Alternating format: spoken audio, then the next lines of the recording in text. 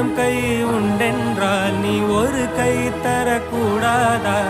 ஈராயிரம் கண் கொண்டாய் உன் ஒரு கண் என்னை பாராதா? உன்னில் சரணடைந்தே